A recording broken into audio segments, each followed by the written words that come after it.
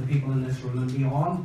And what we wanted to do was to try and put it front and centre of this election. There's been so many letdowns from Eames Bradley, Hassel Sullivan, and then Stormont House. We think Stormont House is particularly important because it's had all the 5 executive parties at the time signing up to it, and both governments. And I think it's time to have it implemented. It provides on paper the best way forward. The template has been there for many years. We finally got it agreed. We just need to get it over the line. And as has been said all morning, people are dying, and there is that real sense of frustration that parents, grandparents, siblings, and children need the truth in this lifetime, and it needs to happen. And there's a great onus. So what we did was we invited the families, first of all, this morning for a closed session on tables facilitated, where we will take all of the questions, all of the issues that are coming out of that, and we will feed it in a paper into the talks post the election, because this is one of the issues that needs to be addressed without doubt. What we also did is we wanted to be as inclusive as possible, because we realise this affects everyone. There is no hierarchy, as being said. Everyone's tears are the same, and we need to stand on the principle that truth is universal for everyone that's been affected. So we invited every political party. The only party not to respond to us was the DUP. They didn't respond to emails and telephone calls. Mike Nesbitt did agree to come originally, and then yesterday we had word from his office that he isn't able to come. People will make their own judgment about that. It is a pity, but I do think that he has felt some heat for talking about cross-community voting. And yesterday the Orange Order released quite a stinging statement in particular of unionist leaders that would do that. And I suppose today he's calculated that being in this room today is probably a step too far for him in the run of the election. That's all I can say, and I'm trying to be generous in that regard as well.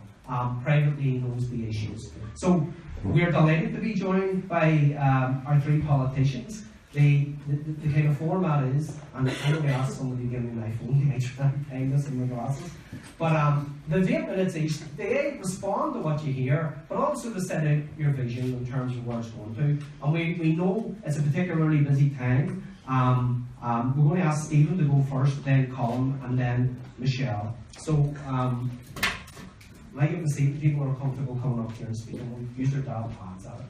Okay. But really, I do really appreciate you coming here today. And I know there's challenges in this room for lots of people. There's a diversity in this room, and it's challenging. And, but we need to find a way forward. That's the basis of this. Well, thank you very much, Mark, and good afternoon, everyone. And thank you very much for the invitation along here this afternoon to address this conference. And it is a very large, and also kind of stress, also a very diverse audience as well, which does illustrate the huge complexities and range of issues that do need to be addressed in terms of dealing with the legacy of the past.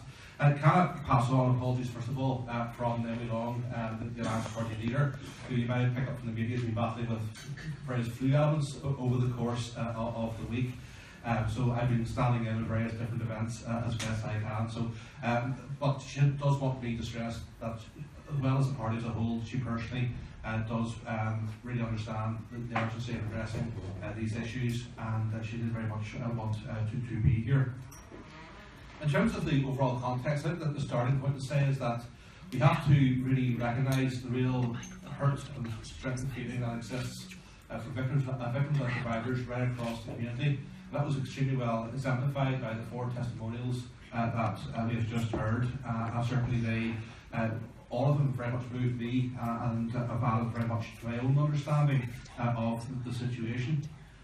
In terms of the broader point I would make is we can't escape dealing with the legacy of the past, because that's just a fundamental starting point that we have to recognise. We cannot wish this away, and nor should we wish it away. For several reasons. First of all, there are human rights considerations in terms of people getting access to truth and justice. So if anyone does want to talk in terms of an amnesty, it only can be talked because there are fundamental human rights considerations on the European Convention that prevent that from being the case. So that can't be something that is taken forward in any way, shape or form. We also do need to recognise that as time moves on, that sense of loss and grievance is ever stronger. It doesn't diminish with time. If anything, the frustrations grow and grow with time. And we are now essentially 20 years on from the Good Friday Agreement, which Alan rightly said didn't actually address issues of dealing with the past and victims. So the tragedy of the failure of the political system through those 20 years is ever more stark. And also I would stress the importance of the need for reconciliation. We do need to move this society forward in the sense of building that shared future. But that can't be at the expense of writing off the past. That has to be part and parcel of a process of dealing with the past, but through the lens of reconciliation. The dealing with the past is right in its own right in terms of giving individual closure for individuals, but it's also part of a wider societal process where we do come to terms with what has happened, and that in turn will aid the process of building this new type of Northern Ireland. So the victims aren't, from our perspective, a group of people to be forgotten in terms of moving forward into a brave new future. Addressing these issues are fundamental to that very important future. I just want to also talk briefly about some of the mechanisms on the road ahead. The status quo, as we find it, is messy. There are a whole host of different interventions, some which will address some aspects of dealing with the past, others don't, and there are massive gaps in terms of the architecture that we currently have. It's also costly, and it's also inefficient and ineffective in dealing with the full spectrum of what we need to be doing. So it's for that reason that we need a comprehensive process. Now that said, being realistic, a comprehensive process is not going to address every individual need of victims, particularly as time does move on in terms of people's memories of what happened, and the evidence does expire with time due to different circumstances as well. So we need to be realistic in that regard. However, we do need to have structures that can deliver the greatest amount of truth and justice and closure, and also support for victims in terms of financial support as is possible. As in that context, that we do recognise that the Stormont House agreement institutions are probably the best range of structures that we are going to find, and they are very much consistent with what happened in terms of Haas Sullivan, and before that in terms of Eames Bradley. The broad direction of travel in this regard is there. I would also stress that the different elements of Stormont House are not meant to be addressed or taken forward as individually. For example, we've had a lot of controversy, people looking at the ICRC approach and saying, well, that's not really going to address the needs. But that has to be viewed as part of a wider spectrum where you have the HIU, then you have the ICRC, then you also have the process around the panel in terms of reconciliation as well. It's all part of a wide spectrum of different forms of intervention, and different mechanisms will be more appropriate in different circumstances depending upon the wishes of families, and also the context and the ability to actually provide some degree of progress in terms of the different issues. That said, while I do stress the importance that we do see Stormont House as an overarching package, and that our focus should be in terms of obtaining implementation of that package as a whole, that does not preclude where individual actions can be taken to address aspects ahead of that. Those should be taken forward. That does include the issue around the pension issue, and that's something that we can take forward. And this notion that if a party signs up to one of these things in isolation, that somehow they're compromising in terms of their positions around the wider package, I think that is a mislaid understanding. All these things are important in their own individual rights and shouldn't be viewed as a bargaining chip in terms of the wider process. So the pension issue can be taken forward on its own. Equally, the issue around the legacy inquests can equally be taken forward too. Whenever my colleague David Ford was the Justice Minister, he did produce a paper to the Executive back in February and March of 2016, and as you are aware, that was ultimately blocked by the First Minister. Whenever we were offered the Justice portfolio back in May of last year as well, one of our preconditions for taking on Justice was moving ahead with the Stormont House agreements. We wanted an agreement across the parties that would take place and implementation would be agreed by September of 2016. But ahead of that, there would be agreement to move ahead with the legacy inquests. The Lord Chief Justice has offered a means to take forward these issues, and I certainly congratulate him on taking that, and it is incumbent upon the politicians to grasp that particular nettle. So that one can be done either as part of a package or done individually. And the fears that people have around taking individual decisions, I think, are very much misled. So we should do things individually and also seek to do things collectively. But I appreciate this issue is urgent and it isn't going away. Thank you very much.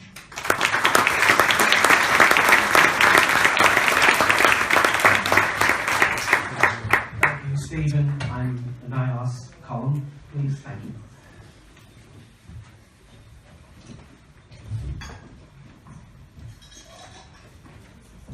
Problems on this microphone right here today. Thank you very much. This is a difficult room to come into because all of us in the political system have failed the people in this room. And I think we have to recognise that at the outset. I'm never as inspired as I am when I listen to people like the people we had just before us. They are fantastic at showing the rest of us where we need to be and where we need to get to. So can I just thank Mark and Rebels for Justice for organising today's event. Election campaigns inevitably become flooded with many issues, and I think in the north we probably bring that to a new level. At my manifesto launch during the week, I made the point that it was a disgrace. The crocodiles have been given more mention in this campaign than our health service. Victims haven't got much mention either. That's why it's so important that your voice is heard today. It is right that the unsolved legacy of our past and the unmet needs of victims and survivors are given political focus and priority. For years now, we've somewhat ironically talked about dealing with the past. I say ironically because we've done everything and anything but deal with it. One of the great injustices of the peace process has been that politics has allowed itself to do the deals and to move on, but it has left victims behind. Today I would like to very clearly acknowledge that this has been a further injustice placed upon the original injustice you have all suffered. So how do we begin to right that wrong? I'm going to be honest here today because having been marched up the hill on so many different occasions, I think honesty is the least that you all deserve. There are various reasons why our politics has so fundamentally failed to address this issue. There are plenty of people across the political system who wish that victims and survivors would just go away and die. We've heard that already today, but I think it's true. They'll probably never admit it, but that view is held in political and government circles alike. It would also be naive not to admit that that's a view that is shared by plenty of people in broader society. A further reason is that there are some in our politics who only see victims as a useful tool to roll out from time to time to suit their own political positioning. In doing so, they have cynically promised the impossible, whether it's through proposing statutes of limitations for one group of combatants or an international commission chaired by the United Nations. Too often victims groups have been used as proxies to fight old battles. But let me say, also some victims groups have allowed themselves to be used in that manner. Some of you will inevitably disagree with what I'm saying, but let me give you this assurance and commitment today. I don't fall into any of the above categories. I don't care. I don't think we can ever hope to move our politics forward without dealing with the past. We absolutely need to deal with it. I do not believe in drawing lines in the sand. Any such lines would inevitably be washed away by all of our history and our hurt. We need to deal with it. Dealing with the past is not only a moral imperative, it is also a political imperative. No matter how inconvenient for the state or for paramilitaries, our politics will always remain incomplete if we continue to fail to address the needs of victims and survivors. If we fail to deal with the past, it will deal with us. It will continue to infect the politics of the present. In order to do that, we need to get away from the pattern that we've been locked into. In this room, you all know the pattern. There has been report after report, recommendation after recommendation, and nothing substantial and solid has ever been done. That pattern goes back to Eames Bradley, Haas O'Sullivan, and extends right up to the continuing failure to implement the report and recommendations of the Lord Chief Justice. It is a pattern which is continuing. It's easy to forget now that last September James Brokenshire supposedly launched his new public phase. Since then, he has acted like an activist on behalf of his own government interests. He also continues to block funding legacy inquests and stands in the way of the Lord Chief Justice's reasonable recommendations. He has crossed lines that even his predecessor, Teresa Winters, had the sense not to cross. And I didn't imagine that I would ever utter those particular words. However, I don't want to focus exclusively on the unhelpful interventions by the British Secretary of State over the last number of weeks. I'm conscious that if I narrow the focus onto James Brokenshire, I let others off the hook. The British Secretary of State is not the only player blocking progress in dealing with the past. For too long now, there has been an unspoken understanding between the state and paramilitaries that no progress ends up suiting them all. By sticking to their own narrow interests, rather than dealing comprehensively with the past, they are using a convenient tactic to comprehensively avoid truth and justice. They are all in it together. So how do we get beyond the coalition of vetoes and blocks? The SDLP is clear that this can only be overcome if the voices of victims from every community unite to apply massive pressure to break down that blockade. In our manifesto, the SDLP has set out its key position and policy on finally bringing forward the structures which can deal with the past. Over the last year, discussions on legacy have only involved the DUP, Sinn Féin, London and the Minister of Justice. This exclusive process has failed. There can be no hierarchy of involvement in finding a solution to legacy issues. If a government returns to the north in the short term, and that's a big if, depending on the results next week, the SDLP will, alongside others, quickly act to move issues forward. This issue forward. The next phase, a decisive phase on legacy, must have an independent chair and be required to determine the character and quality of engagement which will be forthcoming in the new legacy structures. We will put that independent chair in place and we will let them get on with the job. The process must now fully effectively involve victims and survivors. It is crucial that any process that is developed must earn the confidence of victims and survivors and must be fair, impartial and be allowed to follow the evidence that emerges. This means that if killings by any grouping or organisation were not properly investigated or investigated at all, then the investigating authorities must not face any artificial impediment or political intervention to stop it doing so. When it comes to dealing with the past, disclosure, truth and accountability should be absolutely non-negotiable. We will continue to push for a comprehensive human rights compliant approach to deal with all aspects of the conflict. There will always be different narratives on our past, but that difference doesn't mean we can't find a way of getting as much truth and delivering as much justice as we can. 19 years after our politics found a way to accommodate our future.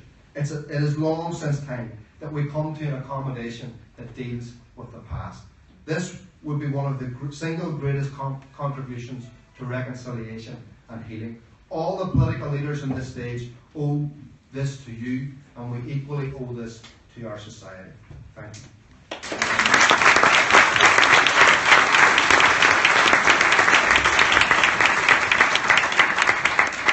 Thanks, Colin. And now I'd like to call on Michelle, the leader, Sinn Féin.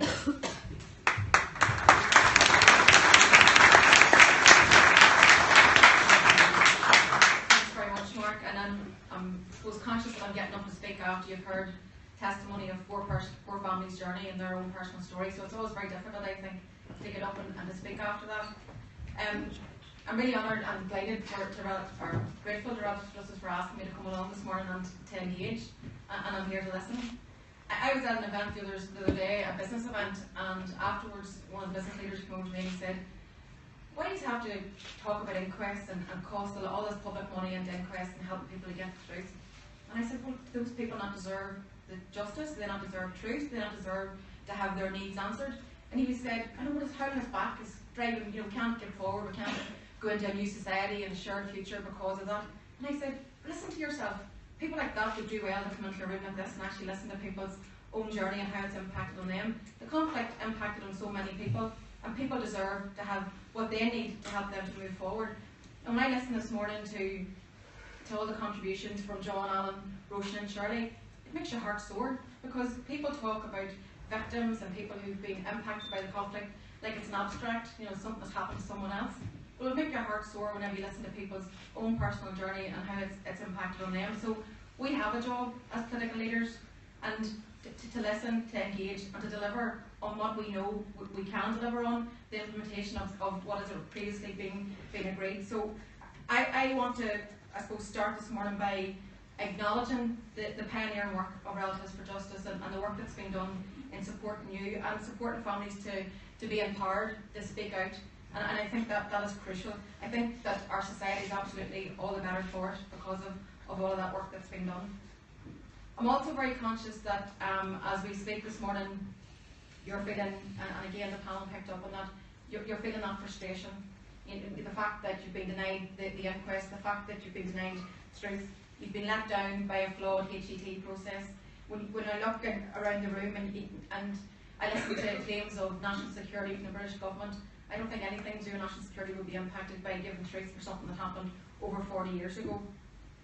I absolutely acknowledge that progress has been frustratingly slow, and I think it's been all credit to your voices seeking a better process that's creating a momentum, however protracted, to finally engage with legacy and all of its manifestations.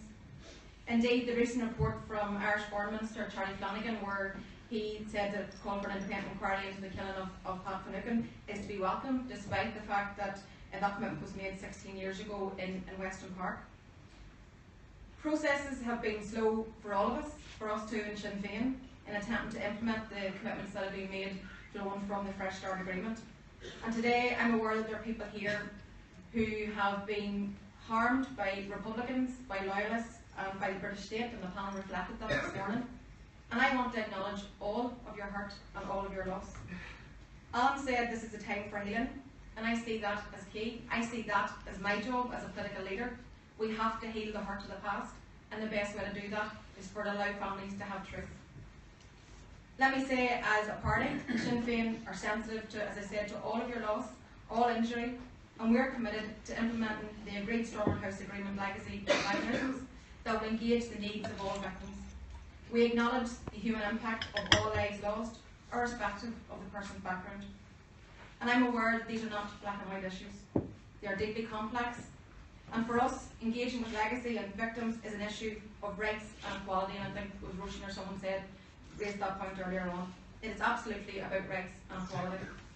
It is our commitment to upholding the rights of all victims on the basis of equality that guided our approach to the recent legacy negotiations. The grief and the trauma suffered by all families during the conflict is the same.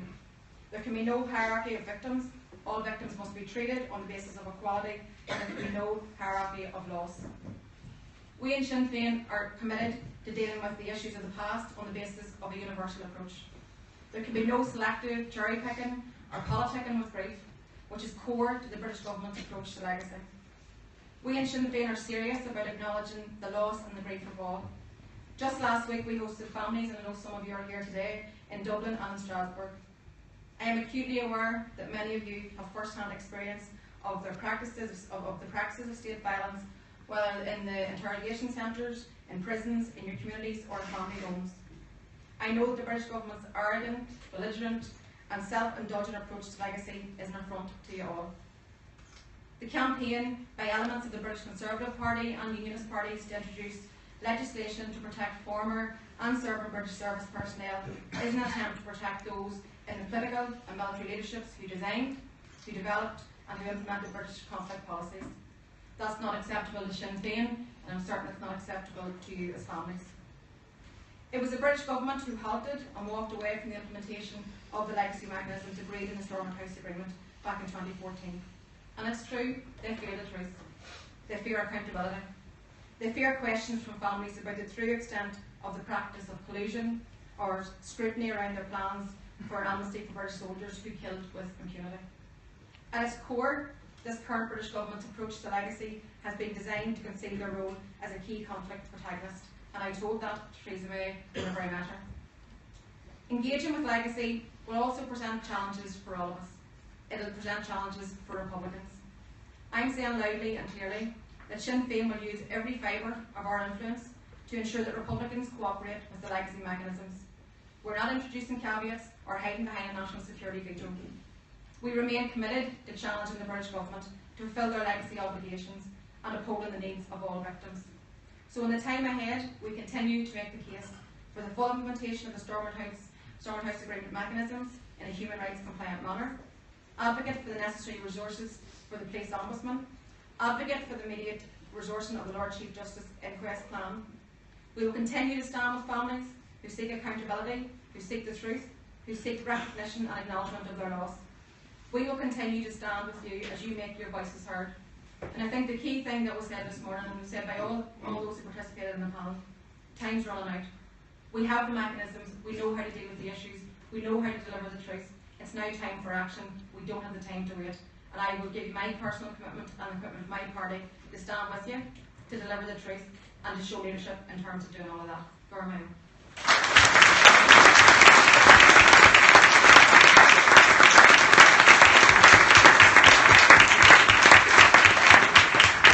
Thank you, Michelle. I suppose it's important to everybody to know that we have the key criminal justice agencies in the room. We have the Police Ombudsman's Office represented, we have the Victims Commission, the Victims and Survivors Service, the Department of Foreign Affairs of the Irish Government, the NIO, the PSNI, the Legacy Investigations Branch, and the mainstream connection into and around some of these discussions we have on legacy through the Chief Constable's Office. It's important they're in this room to hear what was said this morning by our party leaders, and we have three of the main parties here. That's important that we were able to gather people today to hear this and to go away and reflect on that. We decided that we weren't going to have a question answer session because the last time we did that, it just went on forever, and it's not being disrespectful or anything. We asked the party leaders to come the minimum time, and they're going. That's why we've had the morning session where we're going to gather everything up and put it into a report. But just that everybody's here, and I said this morning to the families in the closed session. We have a number of things that we decided once this election was called. There is an agreement, Stormont House. In principle and on paper as a heads of agreement, it provides the best possible way forward for the maximum amount of people on this island and beyond who have been affected and bereaved and injured by the conflict. It provides 4 key mechanisms that we think can satisfy and deliver if the political will is there. Now, we're not going to pretend we know that the 2 key blockers in this at the minute has been the NIO, the British Government, and then the DUP. To a lesser extent, some other unions have got involved in that. We need to leave here and have the discussions to assuage concerns and fears across this community about what a process is, because there's so much misinformation peddled about it. We're going to take what comes out of today, construct it into a report, and give it forward. But the appeal is, and you've heard the families, all the people who have responsibility, and I think that I've just seen Paul Holmes, who's the head of the Historic Directorate. I think I may have forgot to mention the Police Ombudsman. There are people in this room engaged in this debate that have civic and legal responsibility for it, and political responsibility. The question from this room is, get your shoulder to the wheel, how are you going to do it, and let's get this pushed forward. But we've all a task of work when we leave here today to engage other people. Because when I look around this room, and Shirley McMichael wants the truth about what happened to John, what threat is that? When the Finucans want the truth, when the Balmurphy families or McGurks, or as Roisin said, Taban, or whatever it is, we stand here, and let me make this very clear, and I know Colin made a reference to some groups. We stand on the principle and the core of the universal concepts of human rights, dignity, respect, tolerance, and above all, that universally truth is applicable to every single person bereaved. That message needs to go out, and I'm conscious the media aren't here. And the media have a role in this as well, and they can peddle this information, and they can play their role, and can be responsible. But we've all a duty to leave here, particularly those of us that are humbled and privileged to work every day with the people in this room and beyond it, and many people aren't here. We are privileged to have that position every day, whether politically, civically, legally, or within the institutions, or within the NGO sector. and we don't take it lightly, but with a job of work to go out there and to canvass for this, to push it forward, and to get the implementation of the process, because it was a good process. Otherwise, 5 executive parties from diverse positions and 2 governments that had never agreed, finally agreed in 2014. Let's get that job finished and let's get it over the line. And one final note, we've engaged with the European Commissioner on Human Rights, Niels Muiznieks. We've had a UN Special Rapporteur, Pablo Tenerife, come, and they have all said the same thing. The international community, the Victims Commission, the key agencies, even the Chief Constable are all saying we need this process to work. We need to take on in a constructive way the people that are blocking it and saying to them, what is the vested interest in you denying it? And are you denying the people you claim to represent who are also victims by keeping divisions? So let's try and end the divisions, let's have the conversations, and let's the media play a more important and constructive role. So I want to thank the people from civic society, from the statutory agencies, the police, the criminal justice agencies that came here today. I want to thank the political leaders, particularly in the number of days before a really important campaign on what's going to happen post the election. But above all, I want to thank you, the families. I want to thank you all. So, go to me on my